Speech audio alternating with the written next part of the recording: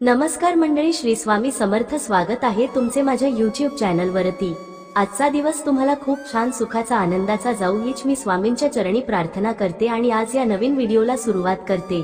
येत्या 22 जानेवारीला म्हणजेच गुरुवारी आलेली आहे माघी गणेश जयंती. माघी गणेश जयंती हा दिवस अतिशय महत्त्वाचा आणि शुभ मानला जातो. या दिवशी गणपती बाप्पांचा जन्म झाला होता, म्हणून या दिवशी गणेश जयंती ही साजरी केली जाते. माघशुद्ध चतुर्थी तिथी विविध नावाने ओळखली जाते. माघशुद्ध चतुर्थीला तिलकुन चतुर्थी, वरद चतुर्थी असे देखील म्हटले जाते. गणेश लहरी ज्या दिवशी प्रथम पृथ्वीवर आल्या म्हणजेच ज्या दिवशी गणेश जन्म झाला तो दिवस होता माघशुद्ध चतुर्थी. तेव्हापासून गणपतीचा आणि चतुर्थीचा संबंध जोडला गेला आहे. माघशुद्ध चतुर्थी ही गणेश चतुर्थी म्हणून साजरी केली जाते. या तिथीचे वैशिष्ट्य म्हणजे या तिथीला श्री गणेशाचे तत्व हे नेहमीच्या तुलनेत 1 सहस्त्रपटीने कार्यरत असते अशी धार्मिक मान्यता आहे. आणि म्हणून या दिवशी गणपती बाप्पा हे आपल्या सर्व भक्तांना आशीर्वाद देण्यासाठी स्वतः पृथ्वीवरती येत असतात. आणि म्हणून या दिवशी व्रतासोबतच श्री गणेशाच्या पूजेसोबतच काही प्रभावी उपाय आणि सेवा सुद्धा केल्या जातात. आज व्हिडिओमध्ये मी तुम्हाला एक अतिशय प्रभावी असा उपाय सांगणार आहे. गुरुवारी माघी गणेश जयंतीला तुम्ही एक वेळ उपवास नाही केला तरीही चालेल, पण 21 तांदळाचा हा अतिशय प्रभावी उपाय करा. हा उपाय केल्याने तुमच्या मनातील कितीही कठीणातील कठीण इच्छा ही पूर्ण होईल. बाप्पांच्या कृपेने घरात भरभराट होईल, दारिद्र्य गरिबी ही नष्ट होईल.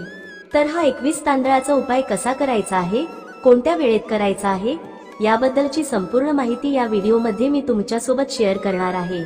त्यामुळे तुम्ही हा व्हिडिओ स्किप न करता शेवटपर्यंत नक्की पहा. चॅनलवरती नवीन असाल तर सबस्क्राईब करा आणि असेच माहितीपूर्व नवनवीन व्हिडिओ पाहण्यासाठी बेल आयकॉनलाही प्रेस करा, म्हणजे जेव्हा कधी मी नवीन व्हिडिओ अपलोड करेल त्याचं नोटिफिकेशन सर्वात अगोदर तुम्हाला भेटेल आणि तुम्ही एक पण व्हिडिओ मिस करणार नाही. तसेच हाईप बटनला देखील क्लिक करा.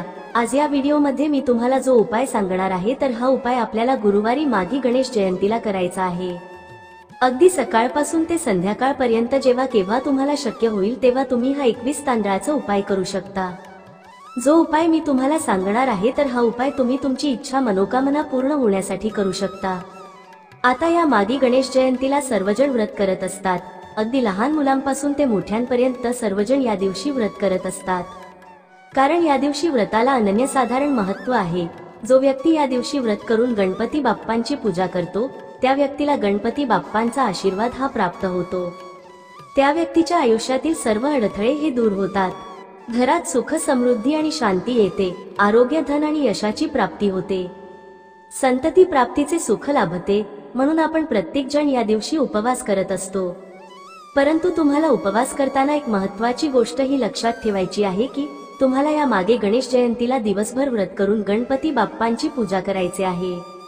परंतु संध्याकाळी चंद्राचे दर्शन तुम्हाला करायचं नाही.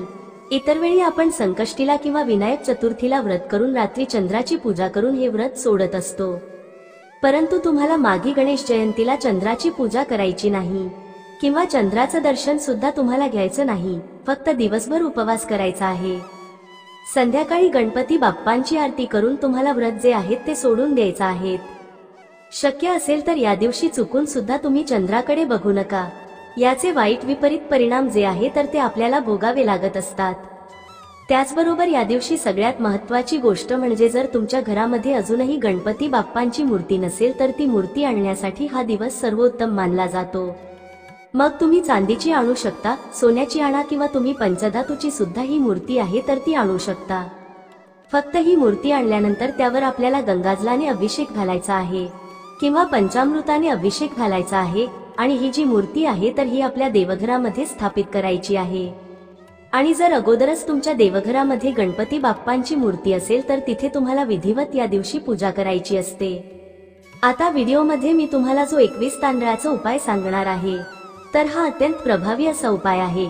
जर भरपूर दिवसापासून तुमच्या मनामध्ये एखादी इच्छा असेल, प्रत्येकाच्या मनात काही ना काही इच्छा असते.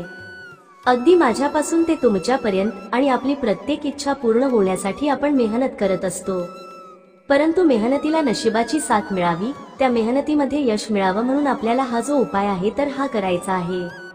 मग तुमची इच्छा नोकरी प्राप्तीबद्दल असेल, धनप्राप्तीबद्दल असेल, मुलांची प्रगती होण्याबद्दल असेल, पतीची प्रगती होण्याबद्दल असेल कर्जमुक्तीबद्दल असेल किंवा जी काही तुमची शारीरिक मानसिक इच्छा असेल तर ती पूर्ण होण्यासाठी तुम्ही हा उपाय जो आहे तर तो गणेश जयंतीला करू शकता. ज्या पण घरात हा एक उपाय केला जातो त्या घराची वर्षभर भरभराट होते. गणपती बाप्पांच्या कृपेने त्या घरातील गरिबी आणि दरिद्रताही नष्ट होते. आता हा उपाय करण्यासाठी तुम्हाला या गणेश जयंतीच्या दिवशी सकाळी लवकर उठायचं आहे. उठल्यानंतर आपल्याला स्वच्छ स्नान करायचं आहे. या दिवशी आंघोळीच्या पाण्यामध्ये तुम्हाला पांढरे तीळ आणि थोडंसं गंगाजल टाकायचं आहे. कारण या चतुर्थीला तिलकुंड चतुर्थी असे देखील म्हटले जाते आणि या दिवशी तिळाचं खूप मोठं महत्त्व आहे. म्हणून या दिवशी जास्तीत जास्त तिळाचा वापर तुम्हाला करायचा आहे. स्वच्छ स्नान करून झालं की गणपती बाप्पांची विधिवत पूजा करायची आहे. बाप्पांची मूर्ती असेल तर मूर्तीवरती पंचामृताने किंवा शुद्ध पाण्याने अभिषेक करायचा आहे. फोटो असेल तर स्वच्छ पुसून काढायचा आहे. यानंतर एका पाटावरती थोडेसे तांदूळ टाकायचे आहेत आणि यानंतर त्या तांदळावरती थोडंस हळदी कुंकू अर्पण करून त्यावरती आपल्याला गणपती बाप्पांची मूर्ती ठेवायची आहे. त्यानंतर गणपती बाप्पांना हळद कुंकू, अक्षदा, दुर्वा अर्पण करायचे आहेत. जास्वंदाची फूल असेल तर ती अर्पण करायचे आहेत आणि गणपती बाप्पांना तिळगुळाचा लाडू जो आहे तर तो प्रसाद म्हणून अर्पण करायचा आहे. धूप, दीप, अगरबत्ती लावून तुम्हाला वातावरण हे प्रसन्न करायचं आहे आणि यानंतर तुम्ही हा उपाय जो आहे तो करू शकता. जेव्हा तुम्ही अशा विधिवत पद्धतीने बाप्पांची पूजा करता तेव्हा बाप्पा प्रसन्न होतात आणि यानंतर जेव्हा तुम्ही काही उपाय करताना तेव्हा त्या उपायाचं बाप्पांच्या कृपेने तुम्हाला शीघ्र फळ प्राप्त होत असते. आता या दिवशी गणपती बाप्पांना घरातील प्रत्येक व्यक्तीने थोडे थोडे तीळ जे आहे तर ते अर्पण करायचे आहे आणि तीळ अर्पण करत असताना आपली इच्छा व्यक्त करायची आहे. असं म्हटलं जातं की गणेश जयंतीच्या दिवशी आपण बाप्पांना तीळ अर्पण करताना आपली इच्छा व्यक्त केली तर ती नक्कीच पूर्ण होते. यामुळे जे मुलं शिक्षण घेणारी आहेत तर त्यांनी सुद्धा हा उपाय नक्की करायचा आहे, जेणेकरून त्यांची देखील अभ्यासामध्ये प्रगती होईल. आता हा 21 तांदळाचा उपाय करण्यासाठी तुम्हाला 21 अखंड तांदूळ घ्यायचे आहेत. तांदूळ घेताना कुठेही तुटलेले फुटलेले घेऊ नका. जर आपण गणपती बाप्पांना तुटलेले फुटलेले तांदूळ जर अर्पण केले तर आपल्या घरात गरिबी आणि दरिद्रता येत असते. म्हणून गणपती बाप्पांना ज्या काही वस्तू तुम्ही अर्पण करत असतात तर त्या अखंडच घ्यायच्या असतात. यानंतर त्या 21 तांदळावरती तुम्हाला थोडंसं हळद आणि कुंकू टाकायचं आहे आणि ते लाल पिवळे तांदूळ तुम्हाला करून घ्यायचे आहेत, म्हणजे त्याच्या अक्षदा तुम्हाला बनवायचे आहेत. यानंतर गणपती बाप्पांसमोर तुम्हाला एक आसन टाकायचं आहे. आसनावरती बसायचं आहे. बाप्पांसमोर सर्वप्रथम दिवा जो आहे तर तो लावून घ्यायचा आहे. कारण आपण जेव्हा कोणता उपाय करतो किंवा सेवा करतो तर ती सेवा पोहोचवण्यास काम जो आहे तो दिवा करत असतो. म्हणून अग्नीच्या सहाय्याने कोणतीही पूजा जी आहे तर ती केली जाते. म्हणून उपाय करताना सुद्धा सर्वप्रथम दिवा लावायचाच आहे आणि यानंतर या उपायाला सुरुवात करायची आहे. त्यानंतर या 21 अक्षदा तुम्हाला तुमच्या उजव्या हातामध्ये घ्यायच्या आहेत आणि ओम गण गणपते नमः, ओम गण गणपते नमः या मंत्राचा 21 वेळा जप करायचा आहे. यानंतर तुम्हाला 3 वेळा गणपती अथर्व शीर्षमचं पठण करायचं आहे आणि जर तुम्हाला शक्य असेल तर तुम्ही 11, 21 किंवा 101 आवर्तने सुद्धा करू शकता. परंतु एवढे शक्य नसेल तर किमान 3 वेळा तरी आपल्याला बाप्पांचं गणपती अथर्व शीर्षम जे आहे त्याचा पठण करायचा आहे. आणि शेवटी एकदा फलश्रुती तुम्हाला म्हणायचे आहे आणि 3 वेळा गणपती स्तोत्राचा सुद्धा पठण करायचा आहे. जर तुम्हाला वाचता लिहिता येत नसेल तर तुम्ही श्रवण सुद्धा करू शकता. यानंतर काय करायचं आहे, ज्या अक्षदा आपल्या हातामध्ये आहे तर त्या हाताची मुठही आपल्याला घट्ट बंद करायचे आहे. मनोमन आपली इच्छा व्यक्त करायच्या आहेत. बाप्पांकडे इच्छापूर्तीसाठी आपल्याला साकडं घालायचं आहे आणि यानंतर काय करायचं आहे, त्यातली एक एक अक्षदा आपल्या उजव्या हातामध्ये घेऊन तुम्हाला गणपती बाप्पांना अर्पण करायचे आहेत. अर्पण करत असताना ओम गण गणपते नमः असं म्हणत इच्छा व्यक्त करायची आणि असं एक एक करून तुम्हाला एक एक अक्षदा या बाप्पांना अर्पण करायच्या आहेत.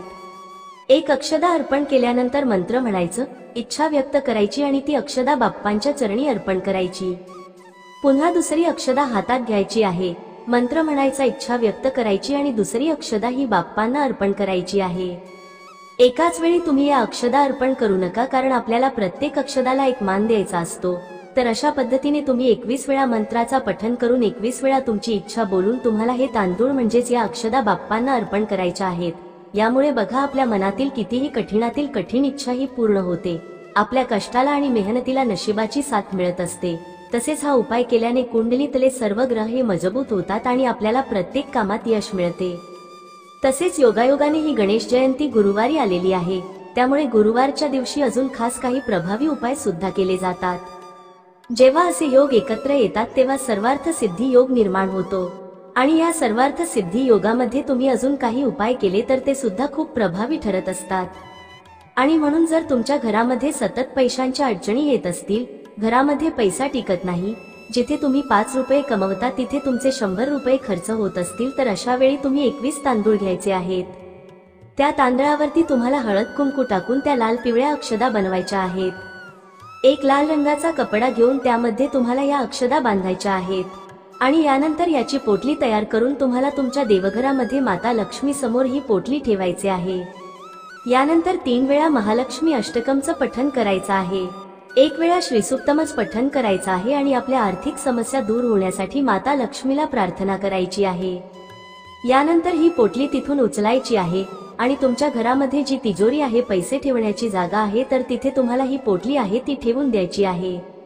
यामुळे आपल्या घरात भरभराट होईल, घरातील दारिद्र्य आणि गरिबी ही नष्ट होईल, घरातल्या सर्व आर्थिक अडचणी ज्या आहेत त्या देखील दूर होतील आणि घरातील प्रत्येक व्यक्तीची प्रगती होईल। घरातल्या मुलांची सुद्धा या उपायाने प्रगती होते। घरात सुख, शांती, समृद्धी, ऐश्वर्य, धनसंपदा नांदत असते। त्यामुळे हा जो उपाय आहे तर हा सुद्धा तुम्ही उद्या म्हणजे गुरुवारी गणेश जयंतीला आवर्जून करायचा आहे। त्याचबरोबर तुमच्या घराजवळ जर गणपती बाप्पांचं मंदिर असेल तर उद्याच्या दिवशी तुम्हाला गणपती बाप्पांच्या मंदिरात जाऊन दर्शन करायचं आहे। यथाशक्ती तुम्हाला जितके होईल तितके तिळाचे लाडू जे आहेत तर ते सुद्धा मंदिरामध्ये प्रसाद म्हणून द्यायचे आहेत। हा उपाय जर तुम्ही केला तर बाप्पांचा आशीर्वाद हा प्राप्त होतो असं देखील म्हटलं जातं। तर ही अत्यंत महत्त्वाची माहिती मला तुमच्यापर्यंत शेअर करायची होती। व्हिडिओ तुम्हाला आवडला तर लाईक करा, चॅनलवरती नवीन असाल तर सबस्क्राईब करा आणि हा व्हिडिओ आपल्या मित्र परिवारासोबत जास्तीत जास्त शेअर करा।